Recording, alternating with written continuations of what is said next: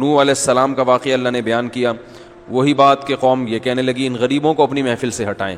تو نوح علیہ السلام نے فرمایا ما انا بطارد المؤمنین, جو بھی ایمان لائے گا میری محفل سے میں اس کو دور نہیں کر سکتا.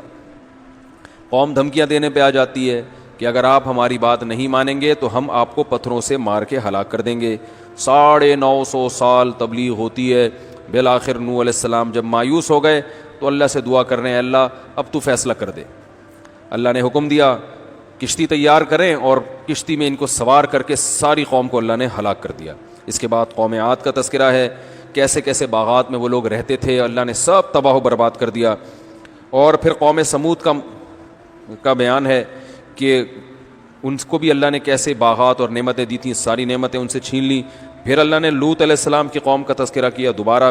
لوط علیہ السلام قوم سے کہہ رہے ہیں اتأتون الذکران من العالمین, تم لڑکوں سے بدکاری کرتے ہو. ما خلق لکم ربکم من ازواجکم, اللہ نے تمہارے لیے بیویاں پیدا کی ہیں, عورتیں پیدا کی, ان سے نکاح کرو, انہیں چھوڑ کر اس برائی کی طرف کیوں جاتے ہو. قوم جواب میں کہنے لگی لئن لم تنتہی یا لوط لتکونن من المخرجین, ہم تجھے اپنی بستی سے نکال دیں گے. تو فرمایا کہ اے اللہ, اور اپنی قوم سے خطاب کیے میں تمہارے اس عمل کو پسند نہیں کرتا, اے اللہ میں اس سے بیزار ہوں اور مجھے اور میرے اہل عیال کو ان برے لوگوں سے نجات دے دے. اللہ فرماتے ہم نے ان کو بھی نجات دی, سوائے ان کی بیوی جو بوڑھی تھی اس کو ہم نے انہی کے ساتھ ہلاک کر دیا.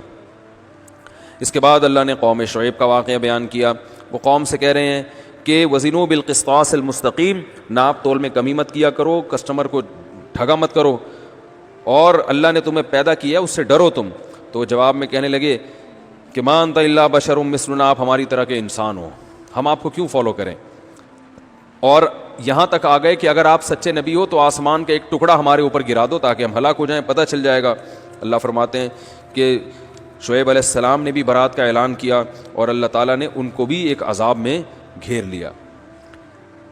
تو یہ سورہ بنی اسرائیل, سورہ شعراء کے پیغمبروں کے کچھ واقعات تھے.